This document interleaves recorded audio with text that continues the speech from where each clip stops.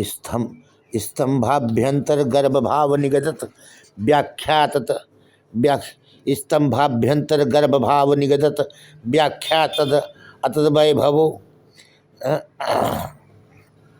यह पांचानन पांचजन्य बपुखा व्यादिष्ट विश्वात्मत प्रहलादाभिहिता तत्क्षण मिलत दृष्ट प्रमाणम हरि हरि सो अव्यात यह शरदिंदु सुंदर तनु श्रृंगादि श्रृंगादि चूड़ामणि, जिसने खंभे के मध्य में स्तंभाभ्यंतर स्तंभ के अभ्यंतर गर्भ के भाव से निगदत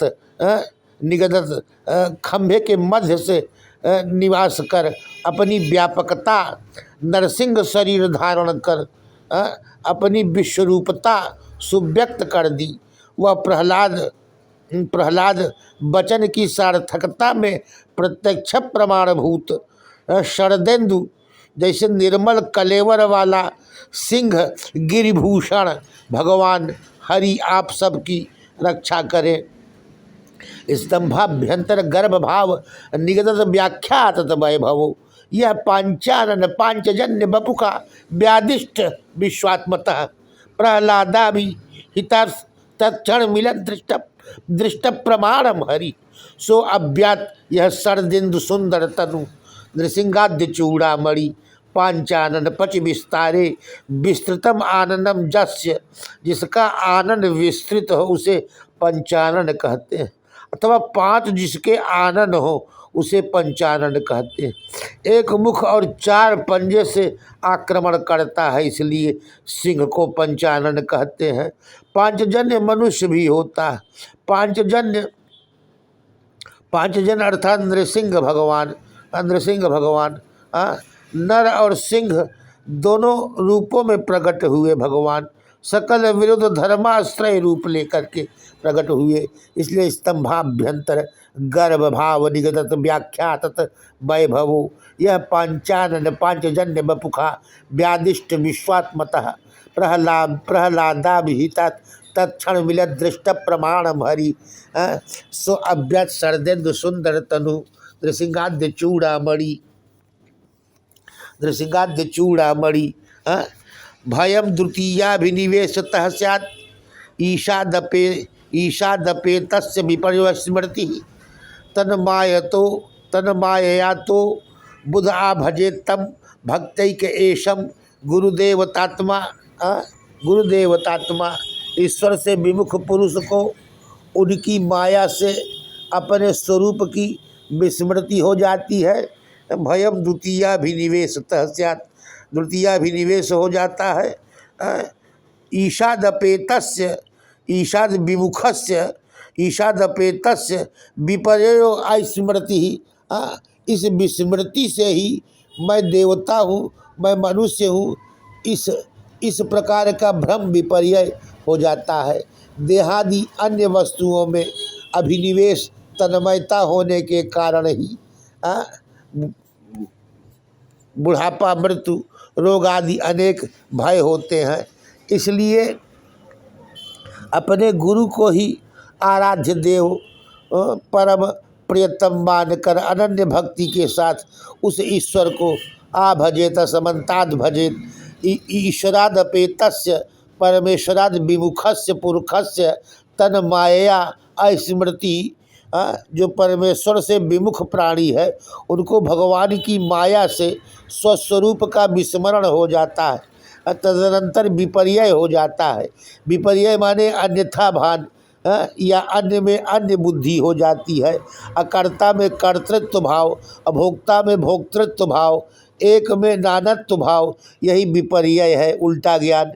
फिर द्वितीय में अभिनिवेश हो जाता है, आग्रह हो जाता है, फिर भय हो जाता है। भय कैसे होता है? परमेश्वर से विस्मृत प्राणी को भगवान की माया से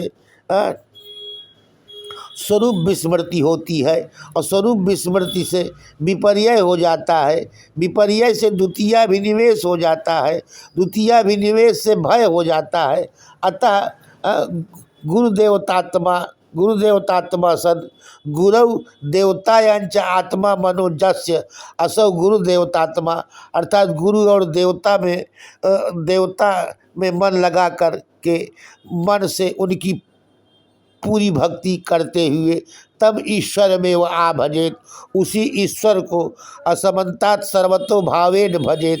इस प्रकार प्रभु के सम्मुख होने से वैमुख्य निवृत्ति होती है, वैमुख्य निवृत्ति से अस्मृति की निवृत्ति हो जाती है। बहुत गंभीर श्लोक है। भयम द्वितीयाभिनिवेशतः स्यात्, भयम द्वितीयाभिनिवेशतः स्यात्, ईशादपेतस्य विपर्ययो स्मृति, ईशाद अपेतस्य विमुखस्य विपर्य उल्टा ज्ञान हो जाता है और उससे अस्मृति हो जाती है, तत्स्वरूप विस्मृति हो जाती है। तन्मायतो बुध आ भजे तम भक्तैक एषम गुरुदेवतात्मा, बुध आ भजे तम भक्तैक एषम गुरुदेवतात्मा, गुरु देवतायांच आत्मा मनोजस्य, जो गुरु और देवता में स्थिर बुद्धि से एक बुद्धि से जस देवे परा भक्तिर यथा देवे तथा गुरु, जैसे गुरु तस्यैते कथता ही अर्था प्रकाशन्ते महात्मनः, अर्थात जिसकी परात्पर परम ब्रह्म भगवान में अखंड भक्ति है और जो गुरुदेव में अनन्य प्रीति है, वेद वेदार्थांत श्वेतासर में कहे हुए अर्थ उसी के बुद्धि में जगमगा जाते हैं।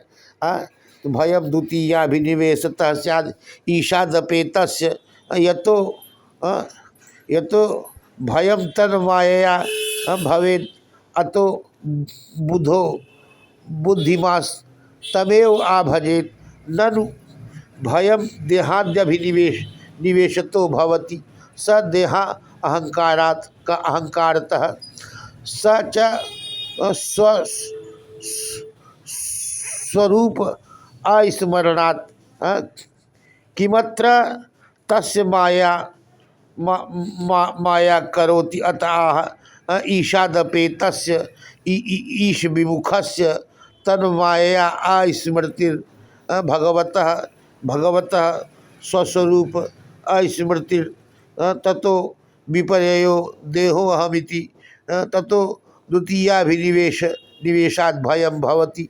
एवं ही प्रसिद्धम दैवी ही ऐसा गुणमयी मम माया दुरत्या मामेव जे प्रपद्यन्ते माया में ताम तरन्ति ते।